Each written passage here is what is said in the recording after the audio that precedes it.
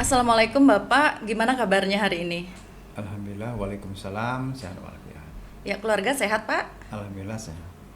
Ya Pak, saya penasaran nih Bapak sudah berapa lama ya menjadi kepala madrasah? Eh, Alhamdulillah sejak Oktober 2019, berarti sudah masuk tahun yang kelima. Kalau cita-cita masa kecil dulu Pak, apakah memang pernah terlintas untuk menjadi kepala madrasah atau gimana Pak? Cita-cita masa kecil sebenarnya saya ingin jadi polisi, Mm-mm. tetapi kemungkinan ada keturunan dari ibu saya seorang guru, kakek saya juga seorang guru. Nah, mungkin terus ngalir ke darah saya. Alhamdulillah saya sebagai seorang guru, dan juga orang tua saya dulu pernah menjadi kepala sekolah. Mungkin sudah takdir ya dari Allah. Alhamdulillah saya sekarang sudah bisa menjadi kepala madrasah. Iya, mungkin juga doa dari keluarga juga Pak ya. Iya, Terus dulu berarti kuliahnya di pendidikan Pak ya? iya.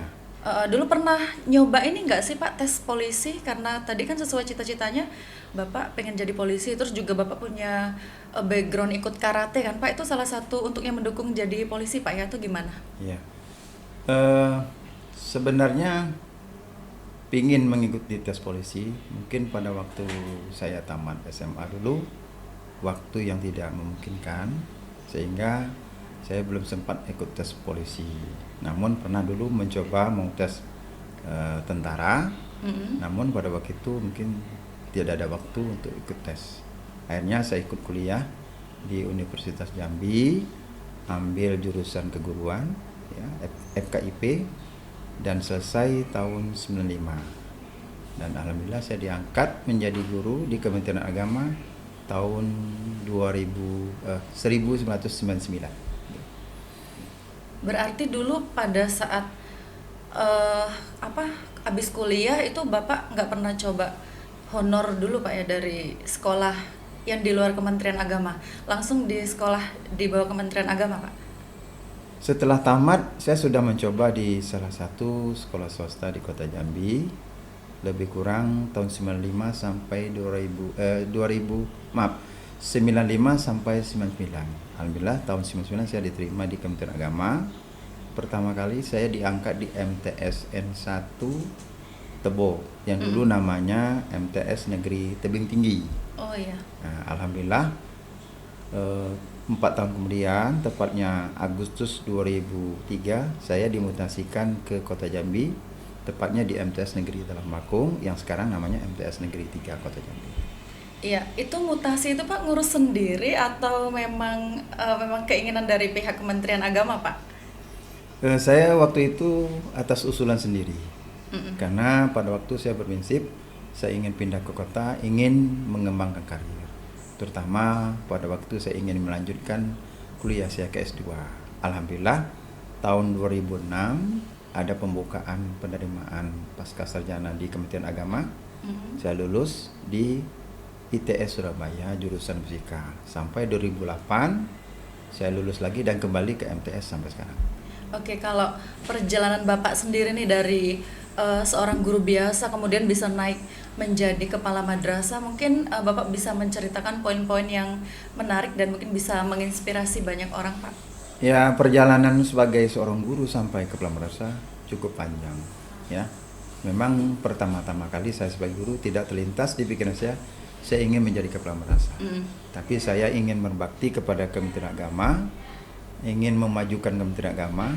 Kebetulan juga saya mempunyai ahli di bidang olahraga. Mm. Yang disebut ibu tadi, saya pernah belajar karate, dan saya sebagai guru karate mulai dari MTS Negeri Tebo, saya latih siswa kami, kemudian alhamdulillah sampai juara sampai tingkat provinsi.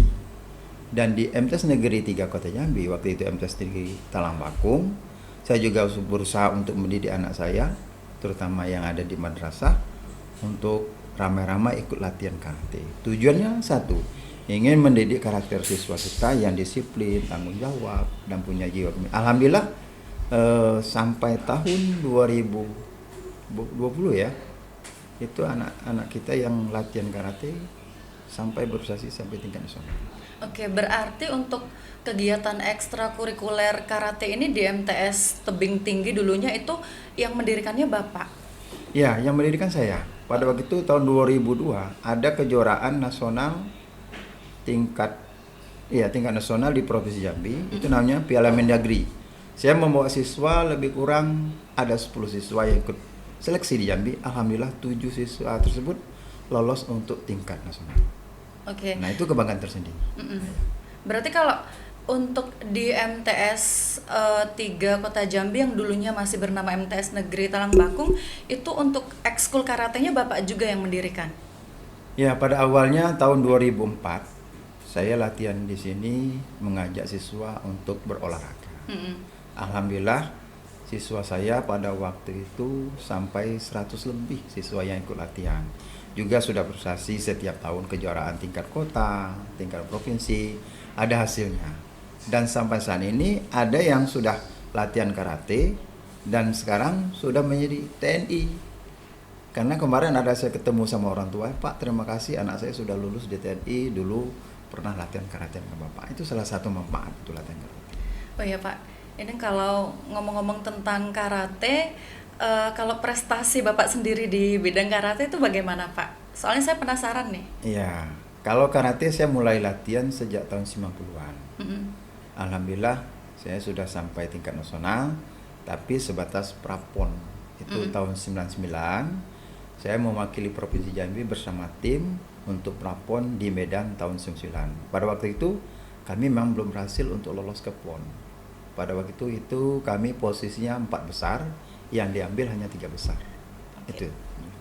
Kalau ini Pak, suka duka ketika menjadi kepala madrasah itu apa Pak? Lebih banyak sukanya atau lebih banyak dukanya? Setiap yang namanya jabatan ya pasti ada suka dan duka. Kalau kita lihat banyak suka dan dukanya, seimbang lah.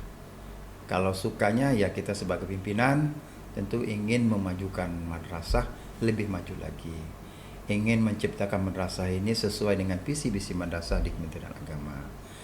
Itu sukanya. Kalau dukanya banyak sekali. Tentu banyak rintangannya, mulai dari dalam, dari luar, dan semuanya banyak itu. Oke, seperti yang Bapak bilang tadi kan ada keinginan untuk memajukan madrasah Pak ya. Ini kira-kira sejauh ini selama Bapak di MTS Negeri 3 Kota Jambi, apa nih upaya-upaya untuk meningkatkan MTS Negeri 3 Kota Jambi supaya menjadi madrasah yang maju dan juga mungkin dikenal oleh khalayak luas Pak? Ya. Saya bersyukur alhamdulillah sampai tahun 2024 ini mempunyai tenaga pendidik dan tenaga pendidikan yang mempunyai keahlian yang bagus. Contohnya di posisi kita sekarang ini, kita sudah punya MDM ya. Iya, Nah, Pak. itu salah satu promosi madrasah kita. Dan saya sangat bangga. Dan saya akan support semuanya kegiatan-kegiatan yang ingin memajukan madrasah kita. Memang kita ingin mencapai prestasi kita tersebut, baik akademik maupun non-akademik itu harus seimbang. Seperti di dalam seni. Sebelumnya, tahun 2002 ke bawah, kita belum pernah dapat juara seni. Alhamdulillah dengan masuknya guru yang bagus, yang berpotensi bisa mendidik sampai juara tingkat provinsi. Iya Pak. Nah ini perlu kita tunjang terus, kita dorong terus, kita apresiasi dengan setinggi-tingginya. Ya baik Pak, itu kan tadi dari segi SDM ya Pak ya. Ya. Kalau ini Pak mungkin di bidang kurikulum Pak, kira-kira ada ini enggak peningkatan yang ingin dicapai nantinya Pak? Untuk bidang kurikulum, saya berusaha untuk meningkatkan kualitas madrasah kita, mutu madrasah. Salah satunya kita harus melakukan pelatihan-pelatihan BIMTEK di dalam. Kemudian memberi kesempatan kepada guru untuk mengembangkan karirnya, baik itu profesi berkelanjutan maupun dari pendidikan. Itu saya support. Saya beri kesempatan untuk mengembangkan diri agar bisa mengupgrade, bisa meningkatkan mutu madrasah kita. Baik Pak, saya penasaran nih Pak. Ya. Dan ini mungkin baru saya tanyakan di sini. Jadi di awal saya dan teman-teman ini mendirikan MDM atau Masanta Digital Media. Ini kami benar-benar memang membangunnya dari nol ya. Bahkan mungkin bukan dari nol sih Pak, mungkin bisa dikatakan minus Pak ya, karena kita semua itu jalan modal yakin saja dengan alat-alat seadanya.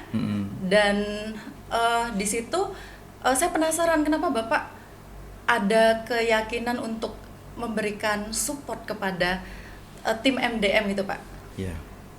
Yang pertama, saya sangat berterima kasih karena tim MDM ini kan yang pertama berkreasi oleh 3 orang.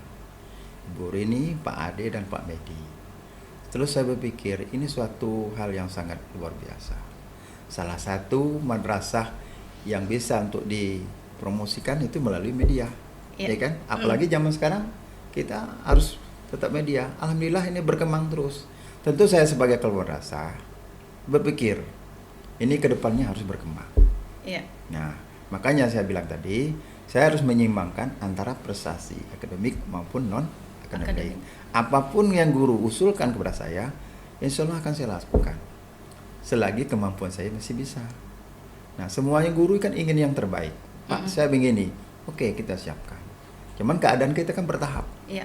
Nah, mungkin untuk tahun ke depan, saya punya planning yang lebih baik lagi.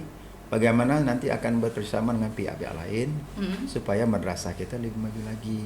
Terutama Bapak dan Ibu ingin menyalurkan bakatnya tentang seni, olahraga, kemudian akademik seperti Olimpiade Matematika, kemudian IPA dan juga IPS, semuanya harus kita rangkul semuanya. Oke, baik.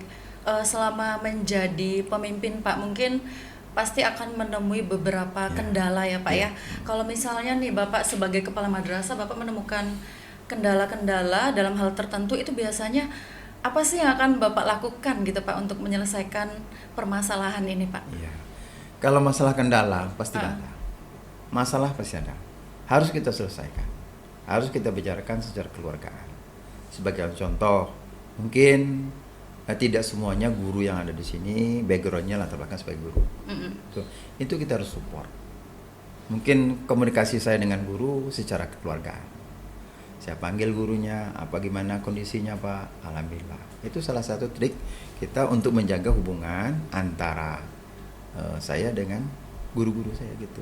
Karena guru-guru ini merupakan salah satu aset ya, aset madrasah. Ya, jangan kita melihat seorang guru tersebut seuzon. Kalau seuzon itu akan negatif.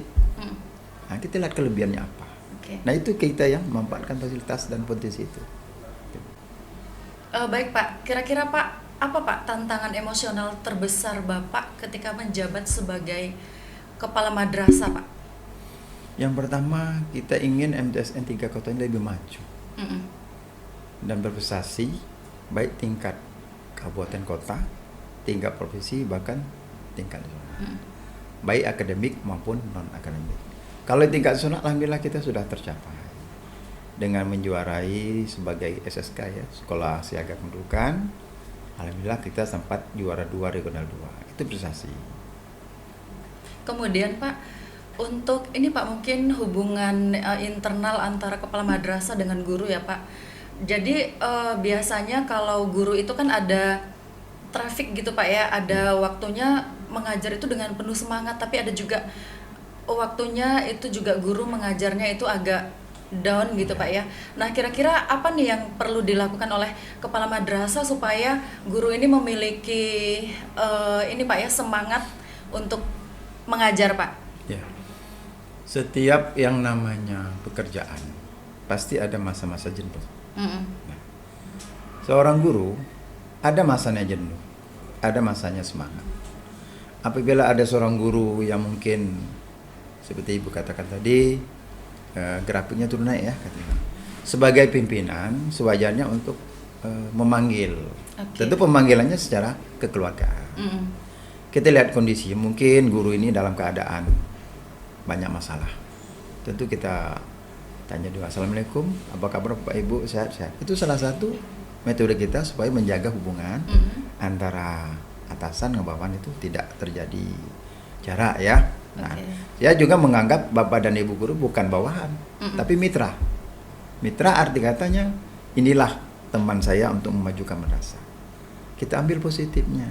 Misalnya Pak Medi, hobinya seni. Ya kita majukan dalam seni. Apapun yang bikin Pak saya begini, kita usahakan. Kemudian yang lain juga ada Bapak Henry, ada Pak Adi yang bisa memajukan dari segi Olimpiade IPA, IPS, kemudian kita semua kita rangkul. Itu yang harapan saya ke depan ya. Jadi kita jalin hubungan dengan guru dengan secara keluargaan. Tidak ada gap-gap gitu. Oke. Kita ambil yang positifnya. Gitu. Baik Pak, ini kalau berbicara tentang MTS Negeri 3 Kota Jambi Pak ya. Kira-kira Pak, apa saja ya Pak fasilitas yang ada di MTS Negeri 3 Kota Jambi ini Pak? Barangkali masyarakat luas ingin tahu. Iya. Yang pertama tentu MTSN 3 Kota Jambi salah satu madrasah terbesar yang ada di Provinsi Jambi. Dengan jumlah rombel 28, jumlah siswa kita 924, tenaga pendidik beserta tenaga pendidikan sebanyak 73, itu salah satu madrasah yang terbesar. Tentu fasilitasnya juga banyak. Contohnya setiap tahun kita ada penambahan ruang belajar. Walaupun ruang belajar sebenarnya kita belum begitu cukup ya. Nah, kemudian kita berusaha untuk meningkatkan fasilitas seperti labor. Dan kondisi yang sekarang kita sudah memiliki senior Masanta MTSN 3 Kota Jambi. Ini sangat luar biasa. Walaupun masih sederhana, tapi insya Allah kedepannya kita tingkatkan lagi fasilitasnya. Dan kita ingin melihat kondisi, kemudian prestasi, keadaan yang ada di MTS, silakan kunjungi media MDM dari MTS kita. Baik dari YouTube, kemudian Instagram, web madrasah, satu lagi ada di Instagram, YouTube, Facebook dan juga TikTok. Silakan kunjungi. Semuanya ada semua. Baik Pak, selama Bapak menjadi kepala madrasah itu ada nggak sih Pak upaya-upaya untuk pengembangan diri atau untuk upgrade diri gitu Pak? Ya ada. Saya sebagai kepala madrasah tentu yang pertama saya harus mengikuti perkembangan pendidikan, terutama melalui media sosial. Karena tanpa adanya media sosial kita akan ketinggalan. Itu yang pertama. Yang kedua, saya harus mengikuti pelatihan-pelatihan yang berhubungan dengan jabatan saya sebagai kepala madrasah.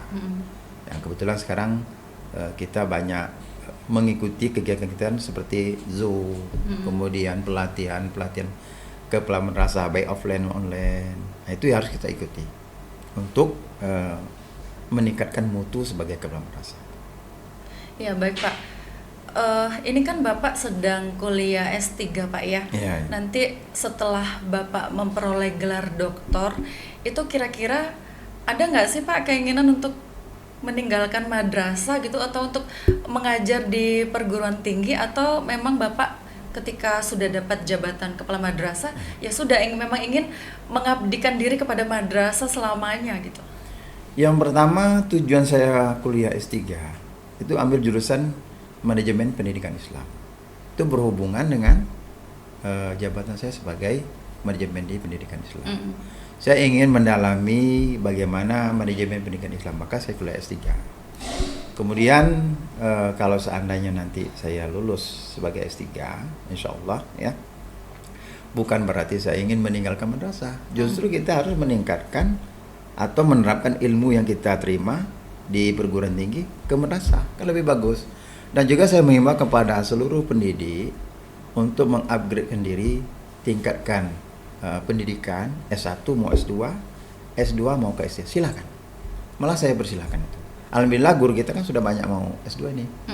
Nah, insya Allah dalam tahun depan mungkin ada 2 atau 3 orang guru kita akan menambahkan magisternya. Oke, baik.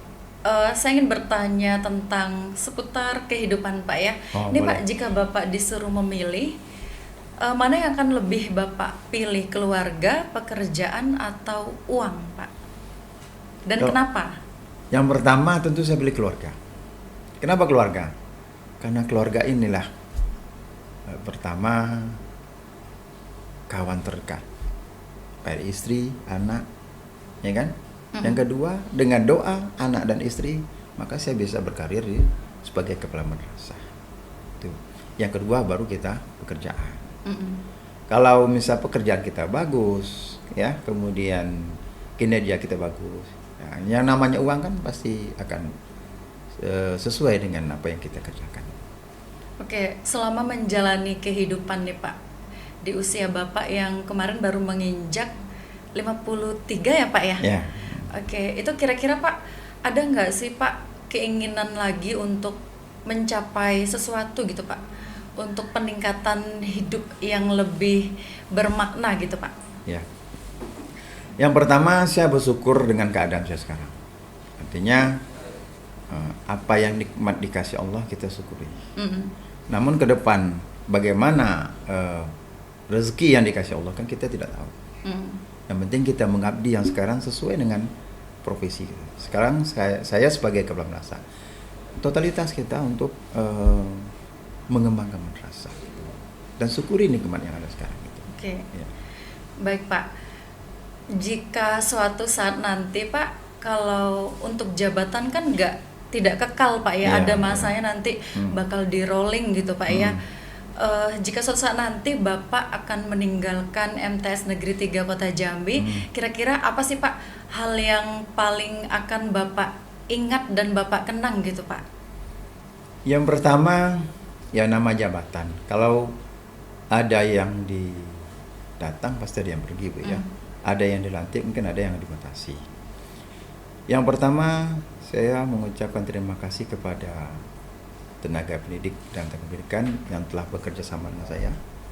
Yang kedua, mungkin untuk pengganti saya mungkin nanti bisa melanjutkan atau mungkin lebih bisa mengembangkan lebih maju lagi.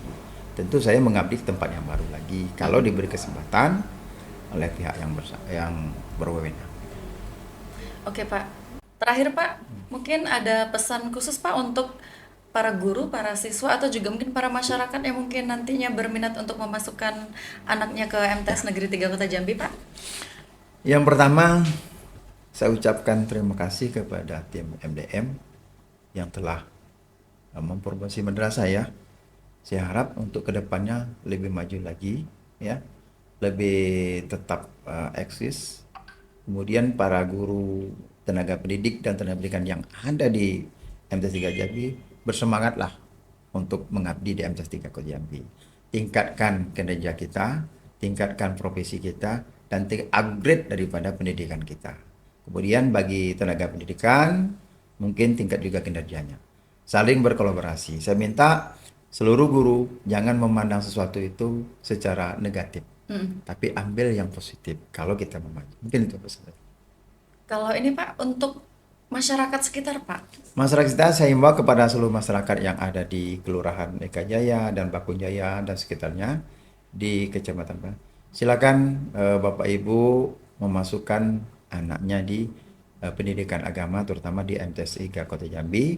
Kami sebagai warga madrasah siap menerima dan mendidik sesuai dengan kebutuhan atau tuntutan zaman sekarang. Mungkin itu. Oke, baik Pak, saya mengucapkan terima kasih atas bincang-bincang kita kali ini Pak ya. Ya Pak, Assalamualaikum. Waalaikumsalam.